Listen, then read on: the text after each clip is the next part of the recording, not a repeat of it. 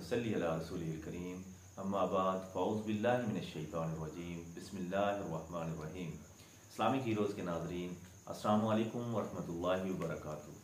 नाज़रीन, कल हमने सही मुस्लिम किताबुल ईमान बाब नंबर 74 का पहला पार्ट 6 अहादीस 365 से लेकर 371 अहादीस तक कवर किया था। तो आइए आज इस सिलसिले का बकाया हिस्सा इस बाब का मुकम्मल करते हैं। बाब नंबर 74 सही मुस्लिम किताबुल ईमान हदीस नंबर 372। बिस्मिल्लाहिर्रहमानिर्रहीम। हज़रत अबू सईद खुदरी रज़ियल्लाहु अन्हु रवायत करते हैं, नबी अकरम सल्लल्लाहु अलैहि वसल्लम ने इरशाद फरमाया, कद्र मंजिलत के हिसाब से अहले जन्नत में सबसे कम तर मर्तबा उस शख्स का होगा जिसका चेहरा अल्लाह रब्बुल इज़्ज़त जहन्नम से मोड़कर जन्नत की तरफ कर देंगे। फिर उसके सामने एक सायादार दरख्त आएगा और वो दुआ करेगा, ऐ मेरे परवरदिगार मुझे इस दरख्त के करीब कर दें ताकि मैं इसके साए में आ जाऊं। इमाम मुस्लिम रहमतुल्लाह अलैहि फरमाते हैं, उसके बाद साबिक़ा रवायत के अल्फाज हैं, बल्कि उसके आखिर में इन अल्फाज का इजाफा है, ऐ अल्लाह ताला उसे याद करवाएगा कि तुम फलां फलां चीज़ भी मांगो। जब उसकी आरज़ुएं पूरी हो जाएंगी तो अल्लाह ताला फरमाएंगे ये सब और इसकी माने 10 गुना मजीद तेरा हुआ। नबी अकरम सल्लल्लाहु अलैहि वसल्लम फरमाते हैं, फिर वो शख्स अपने घर यानी महल में दाखिल हो जाएगा। उसकी 2 बीवियां जो हूरे ऐन होंगी उसके पास आकर कहेंगी, अल्लाह की ज़ात के लिए हैं तमाम तारीफ़ें और वही इनके हकीकी मुस्तहिक हैं जिन्होंने आपको और हमें हमारे लिए ज़िंदगी बख्शी।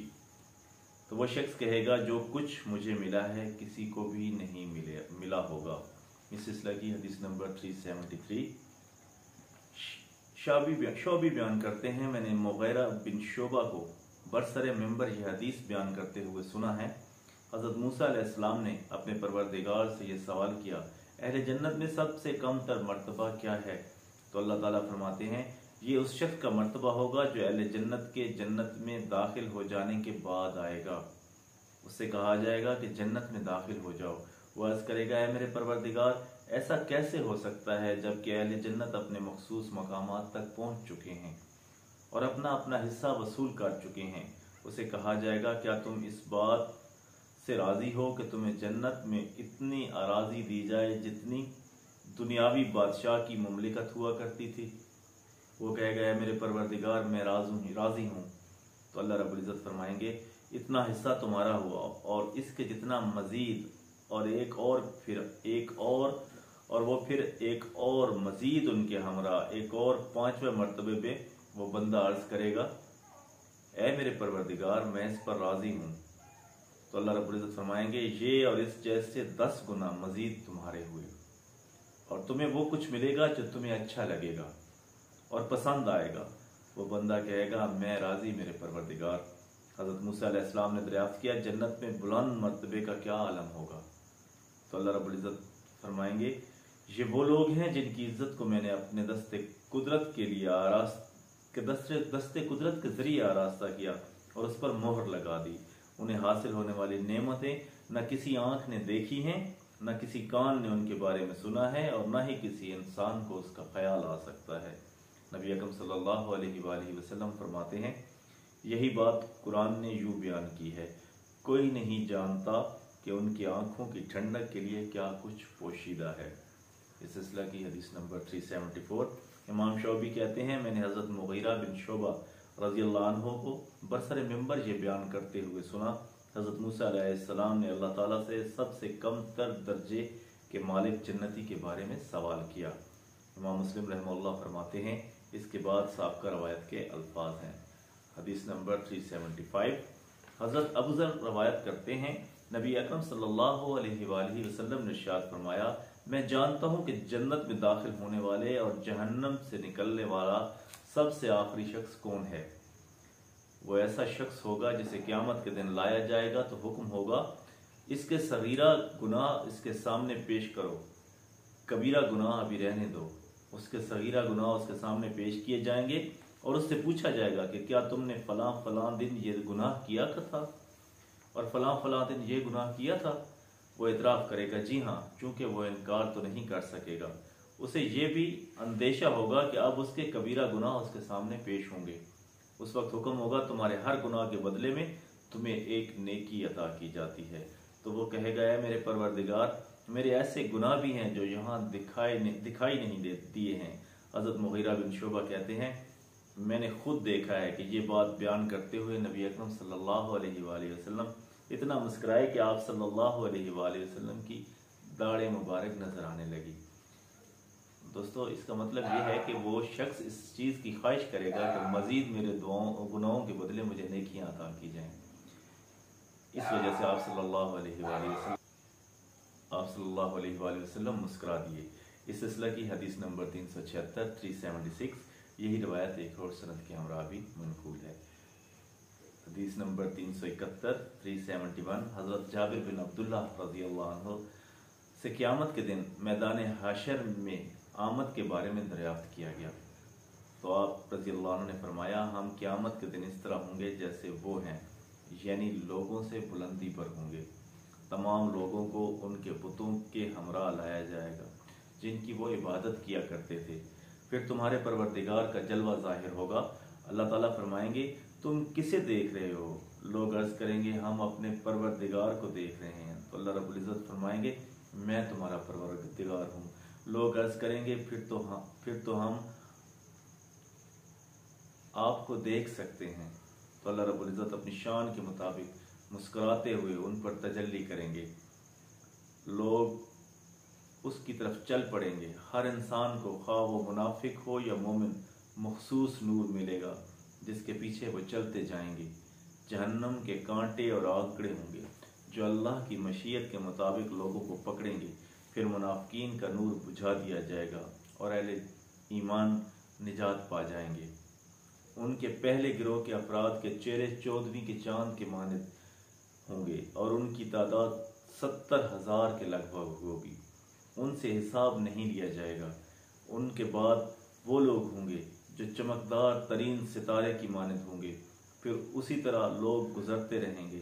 फिर शफात की इजाज़त दी जाएगी और अहले जन्नत शफात करेंगे, यहाँ तक कि जो भी शख्स ला इलाहा इल्लल्लाह का कायल हो और उसके दिल में जौ के वज़न के बराबर खैर हो, वो भी जहन्नम से निकल जाएगा और उन लोगों को जन्नत के सामने डाल दिया जाएगा।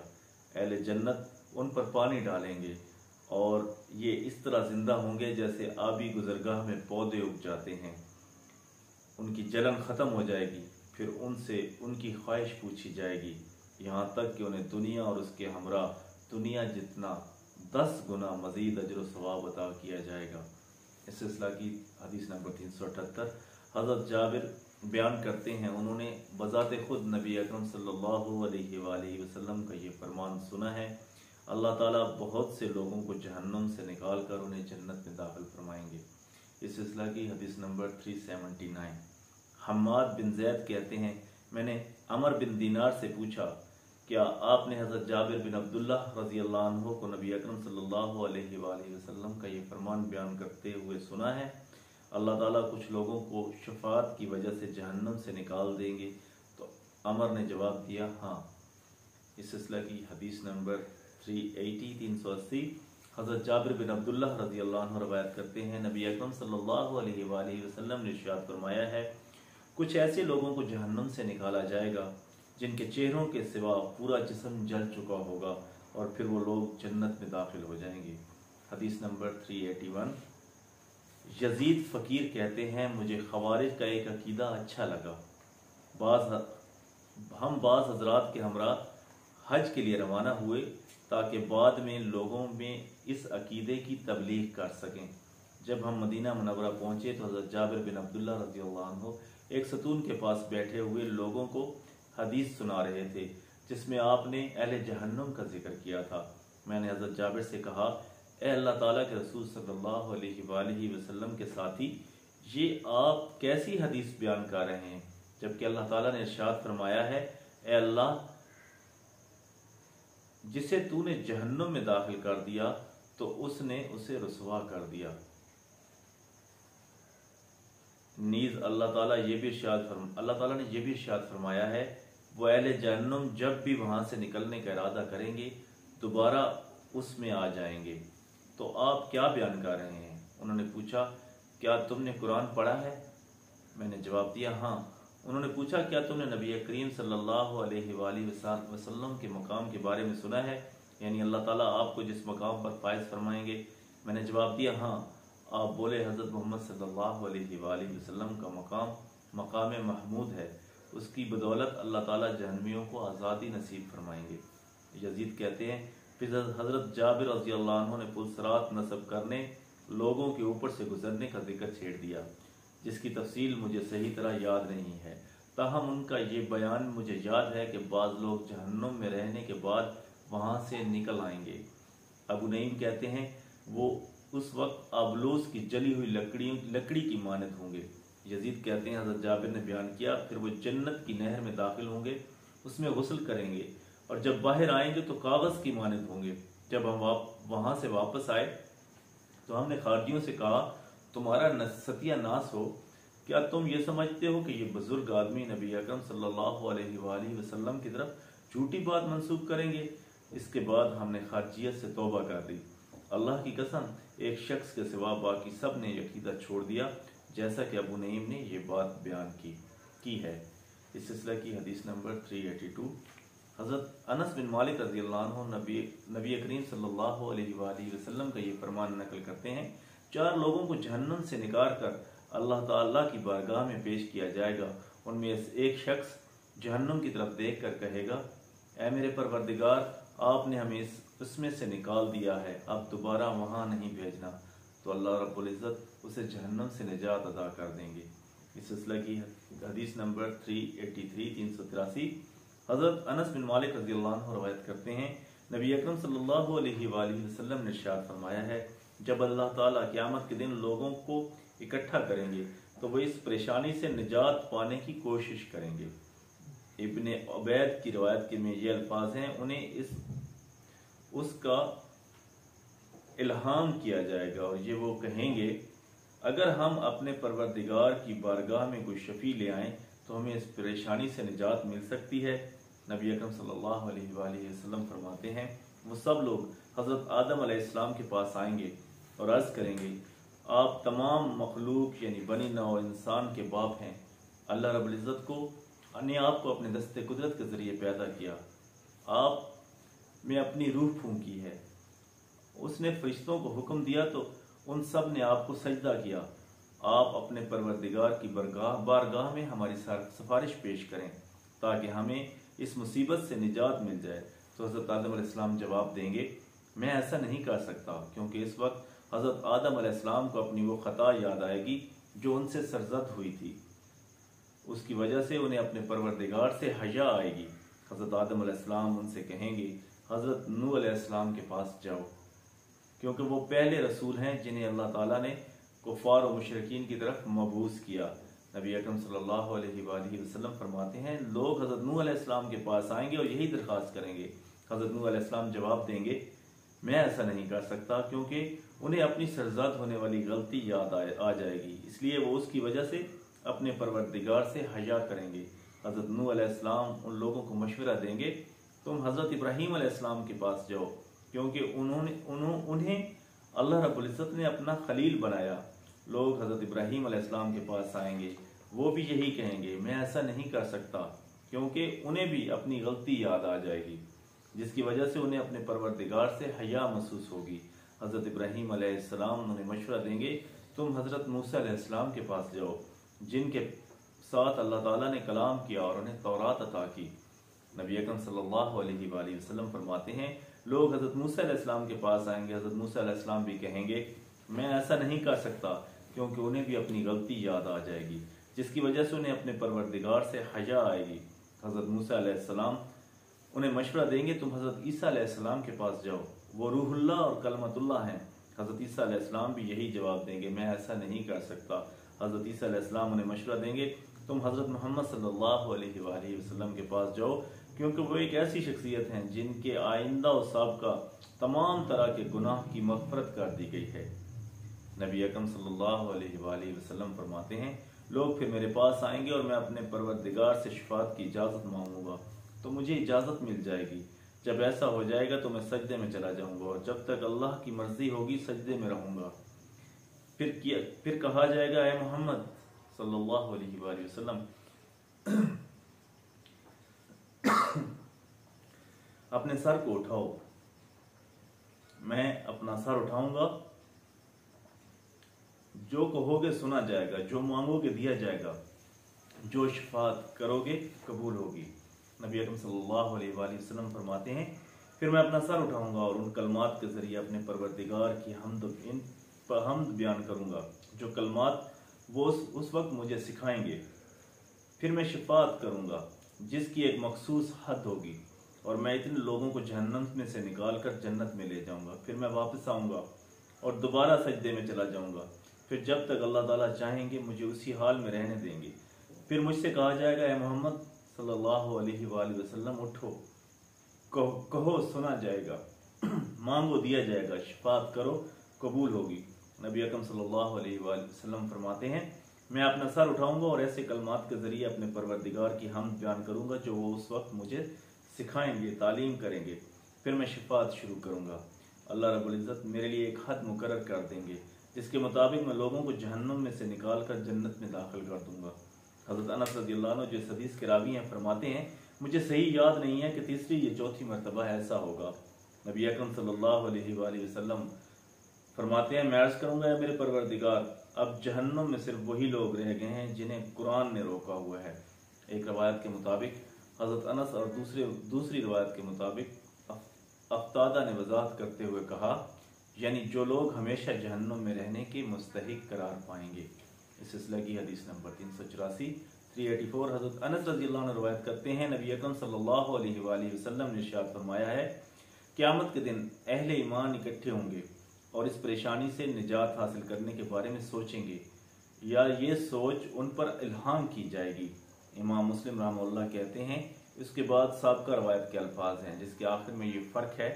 نبی اکرم صلی اللہ علیہ وآلہ وسلم فرماتے ہیں، جب میں چوتھی مرتبہ وہاں آؤں گا تو عرض کروں گا، اے میرے پروردگار، اب صرف وہی لوگ باقی رہ گئے ہیں جنہیں قرآن نے روک رکھا ہے۔ اس سلسلہ کی حدیث نمبر 385 حضرت انس بن مالک رضی اللہ عنہ نبی کریم صلی اللہ علیہ وآلہ وسلم کا یہ فرمان نقل کرتے ہیں، اللہ تعالیٰ قیامت کے دن اہل ایمان کو اکٹھا کریں گے تو ان کے ذہن میں یہ سوچ الہام کی جائے گی۔ امام مسلم رحمہ اللہ کہتے ہیں، اس کے بعد سابقہ روایت کے الفاظ ہیں، تاہم اس کے آخر میں یہ الفاظ ہیں، نبی اکرم صلی اللہ علیہ وآلہ وسلم فرماتے ہیں، اے میرے پروردگار، جہنم میں اب صرف وہی باقی رہ گئے ہیں جنہیں قرآن نے روک رکھا ہے۔ امام مسلم رحمہ اللہ کہتے ہیں، کسی راوی نے اس کی تشریح یوں کی ہے، یعنی وہ ہمیشہ جہنم میں رہیں گے۔ اس سلسلہ کی حدیث نمبر 386 حضرت انس رضی اللہ عنہ بن مالک رضی اللہ عنہ نبی کریم صلی اللہ علیہ وآلہ وسلم کا یہ فرمان نقل کرتے ہیں، جس شخص نے لا الہ الا اللہ پڑھا ہو اور اس کے دل میں جو کے دانے کے وزن کے برابر خیر ہو، اسے بھی جہنم سے نکال لیا جائے گا۔ پھر جہنم سے اس شخص کو نکالا جائے گا جس نے لا الہ الا اللہ پڑھا ہو اور اس کے دل میں گندم کے دانے کے وزن کے برابر بھی خیر ہو۔ پھر جہنم سے اس شخص کو نکالا جائے گا جس نے لا الہ الا اللہ پڑھا ہو اور اس کے دل میں ذرے کے برابر بھی خیر ہو۔ اس سلسلہ کی حدیث نمبر 387 معبد کہتے ہیں، ہم حضرت انس بن مالک رضی اللہ عنہ کی خدمت میں حاضر ہوئے۔ سفارشی کے طور پر حضرت ثابت رضی اللہ عنہ ہمارے ساتھ تھے۔ جب ہم آپ کی یہاں پہنچے تو آپ چاشت کی نماز ادا کر رہے تھے۔ حضرت ثابت رضی اللہ عنہ نے ہماری طرف سے اجازت مانگی، اجازت مل گئی تو حضرت انس رضی اللہ عنہ نے حضرت ثابت رضی اللہ عنہ کو اپنے پاس اپنے پلنگ پر بٹھا دیا تو حضرت ثابت نے ان سے کہا، ابو حمزہ یعنی حضرت انس رضی اللہ عنہ، بصرہ کے رہنے والے یہ آپ کے بھائی آپ سے درخواست کرتے ہیں کہ آپ انہیں حدیث شفاعت سنائیں۔ تو حضرت انس رضی اللہ عنہ بولے، نبی اکرم صلی اللہ علیہ وآلہ وسلم نے میرے سامنے بیان کیا، قیامت کے دن لوگ بھاگ بھاگ کر ایک دوسرے کے پاس جائیں گے۔ پہلے یہ حضرت آدم علیہ السلام کے پاس آئیں گے اور ان سے یہ درخواست کریں گے، اپنی اولاد کی شفاعت کریں، تو حضرت آدم علیہ السلام جواب دیں گے، فی الحال میں ایسا نہیں کر سکتا، تمہیں حضرت ابراہیم علیہ السلام کے پاس جانا چاہیے کیونکہ وہ اللہ تعالیٰ کے خلیل ہیں۔ لوگ حضرت ابراہیم علیہ السلام کے پاس آئیں گے، وہ بھی یہی جواب دیں گے، فی الحال میں ایسا نہیں کر سکتا، تم حضرت موسیٰ علیہ السلام کے پاس جاؤ، کیونکہ وہ اللہ تعالیٰ کے کلیم ہیں، ان کے پاس آئیں گے تو وہ بھی یہی کہیں گے، فی الحال میں یہ نہیں کر سکتا، تم حضرت عیسیٰ علیہ السلام کے پاس جاؤ، کیونکہ وہ روح اللہ کلمۃ اللہ ہیں، لوگ ان کے پاس آئیں گے تو وہ بھی یہی کہیں گے، فی الحال میں یہ نہیں کر سکتا، تم حضرت محمد صلی اللہ علیہ وآلہ وسلم کے پاس جاؤ۔ نبی اکرم صلی اللہ علیہ وآلہ وسلم فرماتے ہیں لوگ میرے پاس آئیں گے تو میں کہوں گا میں ہی یہ کروں گا، پھر میں اپنے پروردگار سے اجازت مانگوں گا، مجھے اجازت مل جائے گی تو میں اس کی بارگاہ میں کھڑے ہو کر اس کی ایسی حمد بیان کروں گا جو میں ابھی اس وقت بیان نہیں کر سکتا۔ حمد کے وہ کلمات اس وقت اللہ تعالیٰ مجھ پر الہام فرمائیں گے، پھر میں اس کے سامنے سجدے میں چلا جاؤں گا، مجھ سے کہا جائے گا اے محمد صلی اللہ علیہ وآلہ وسلم اپنا سر اٹھاؤ، کہو مانا جائے گا، مانگو دیا جائے گا، شفاعت کرو قبول کی جائے گی، تو میں کہوں گا میری امت کو بخش دے، میری امت کو بخش دیں، تو حکم ہوگا جاؤ اور جس کے دل میں گندم یا جو کے دانے کے برابر ایمان ہو اسے جہنم سے نکال لو۔ میں جاؤں گا اور ایسا کرنے کے بعد اپنے پروردگار کی بارگاہ میں پھر واپس آؤں گا، پھر اسی طرح اس کی حمد بیان کروں گا اور سجدے میں چلا جاؤں گا، مجھ سے کہا جائے گا اے محمد صلی اللہ علیہ وآلہ وسلم اپنا سر اٹھاؤ، کہو مانا جائے گا، مانگو دیا جائے گا، شفاعت کرو قبول کی جائے گی۔ میں جواب میں عرض کروں گا اے میرے پروردگار میری امت کو بخش دیں، میری امت کو بخش دیں۔ حکم ہوگا جاؤ اور جس کے دل میں رائی کے دانے کے برابر ایمان ہو اسے وہاں سے نکال لو۔ میں جا کر ایسا ہی کروں گا اور پھر واپس اپنے پروردگار کی بارگاہ میں آ کر اس کی حمد بیان کروں گا اور پھر سجدے میں چلا جاؤں گا، تو مجھ سے کہا جائے گا اے محمد صلی اللہ علیہ وسلم اپنا سر اٹھاؤ، کہو مانا جائے گا، مانگو دیا جائے گا، شفاعت کرو قبول کی جائے گی۔ میں عرض کروں گا اے میرے پروردگار میری امت کو بخش دیں، میری امت کو بخش دیں، تو مجھ سے کہا جائے گا جاؤ اور جس کے شخص کے دل میں رائی کے دانے سے بھی کم ایمان ہو موجود ہو اسے بھی جہنم سے نکال لو۔